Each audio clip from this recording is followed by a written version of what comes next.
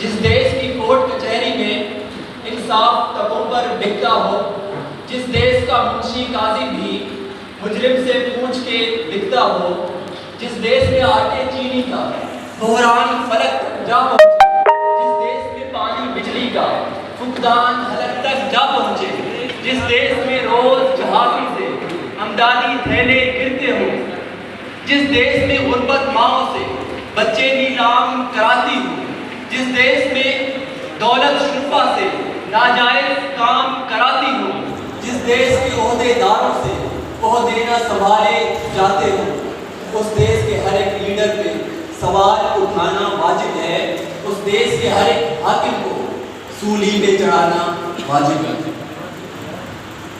صدر ذیوکار، بات تو سچ ہے مگر بات ہے رسوائی کی۔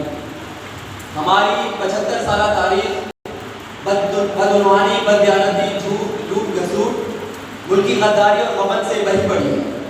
75 سال کے بعد بھی میرے ملک کے لوگ غلامی کی زنجیروں میں جکڑے ہوئے ہیں۔ ذیوکار، پاکستان جب ہندوستان سے آزاد ہوا تو وطن عزیز پر ایک ڈالر کا بھی قرضہ نہیں تھا، لیکن ملک کے چند میر جعفر اور سعدی کی وجہ سے آج وطن عزیز پر بیرونی قرضہ 126 بلین ڈالر ہے۔ ذیوکار، وزارت خزانہ کے مطابق پاکستان کو 2020 سے 2022 سے 2060 تک سود کی مد میں 96 ارب ڈالر کا قرضہ واپس کرنا ہوگا۔ اس اعداد و شمار کے مطابق پاکستان کا ہر فرد اور ہر وہ بچہ جو اب تک پیدا نہیں ہوا وہ بھی مقروض ہو چکا ہے۔ ذیوکار، ہمارا نظام عدل عالمی درجہ بندی کی لسٹ میں 128 میں سے 120 نمبر پہ آ چکا ہے، جو اس بات کی دلالت کرتا ہے کہ پاکستان کا نظام عدل برے طریقے سے مفلوج ہو چکا ہے۔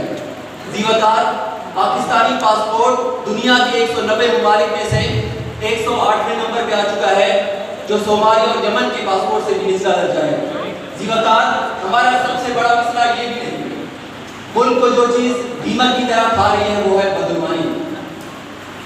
ملک میں آئے روز بدعنوانی میں اضافہ ہوتا جا رہا ہے۔ ٹرانسپیرنسی انٹرنیشنل رپورٹ کے مطابق بدعنوانی کا شکار 180 ممالک میں سے پاکستان کا 140 نمبر ہے، جو ملک کے لیے نہایت ہی خطرناک ہے۔ ذیوکار، پاکستان میں مہنگائی کی شرح کا 75 سالہ ریکارڈ ٹوٹ چکا ہے اور ہم بحیثیت قوم دنیا کے منافق ترین قوم بن چکے ہیں، کیونکہ میرے ملک میں ہر تاجر حضرات خدا کی ہر آفت کو اپنے لیے رحمت سمجھ کر ہر چیز کی قیمت بڑھا دیتی ہے۔ وضع میں تم ہو نصارہ تو تمدن میں ہنود، یہ مسلمان تمہیں دیکھ کر شرمائے یہود، یہ تو سید بھی ہو مرزا بھی ہو افغان بھی ہو، سبھی تم سبھی کچھ ہو بتاؤ تو مسلمان بھی ہو۔ صدر ذیوکار، سنا ہے چور چوری کرنے کے بعد نہیں مانتا۔ جی ہاں، ایسا ایک حال میرے ملک کے نااہل حکمرانوں کا ہے کہ جب جن سے احتساب کی بات کی جاتی ہے تو وہ کہتے ہیں کہ ملک کی حالات کا ذمہ دار ہم نہیں۔ ذیوکار، چلیے ذرا دیر کو تصور کیجیے کہ قصوروار آپ بھی نہیں، قصوروار ہم بھی نہیں، تو پھر میرا جلتا نشیمن یہ سوال کرتا ہے کہ خزانے خالی کون کر گیا؟ املاک کس نے نیلام کی؟ عہدے کس نے بیچے؟ درآمد و برآمدات کی آڑ میں ملک کون لوٹتا رہا؟ پرچم کا تقدس پامال کس نے کیا؟ علی وقار، پرچم کا تقدس پامال کس نے کیا؟ آئین کی دھجیاں اڑانے والے کون ہیں؟ علی وقار، حالیہ سیلاب میں اربوں روپے ڈالر ملنے کے باوجود بھی آج بھی میرے ملک کا شہری کھلے آسمان تلے ایک وقت کی روٹی کے لیے کیوں تڑپ رہا ہے؟ علی وقار، قصوروار آپ بھی نہیں، قصوروار میں بھی نہیں، تو پھر میرا جلتا نشیمن یہ سوال کرتا ہے کہ کسی غریب کو تاریخ پہ تاریخ دینے اور عمران کو انصاف دلانے کی خاطر رات کو 12 بجے عدالتیں کھولنے والے کون ہیں؟ ذیوکار، میرا جلتا نشیمن یہ سوال کرتا ہے کہ قصوروار آپ بھی نہیں، قصوروار میں بھی نہیں، تو پھر میں کس کے ہاتھ میں اپنا لہو تلاش کروں؟ تمام شہر میں پہنے ہوئے دستانے، تمام شہر میں پہنے ہوئے دستانے۔ ذیوکار، اپنے ہی نشے میں جلانے کی یہ داستانیں میں کیا رقم کروں گا۔ اس موضوع پر بات کرنا تھی کہ اے کاش کہ آپ ایک دعوت نامہ اس بوڑھے باپ کو بیٹھے تھے کہ جس نے اپنے تینوں جوان بیٹوں کو کوئٹہ کی سڑکوں پر گولیوں سے چھلنی جسموں کو دیکھا۔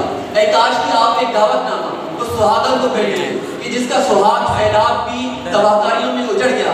اے کاش کہ آپ ایک دعوت نامہ امریکہ سے آئے ہوئے اس خاتون کو بیٹھے تھے کہ جسے اقبال کے شاہینوں نے دوستی کی آڑ میں دہشت و درندگی کا نشانہ بنایا۔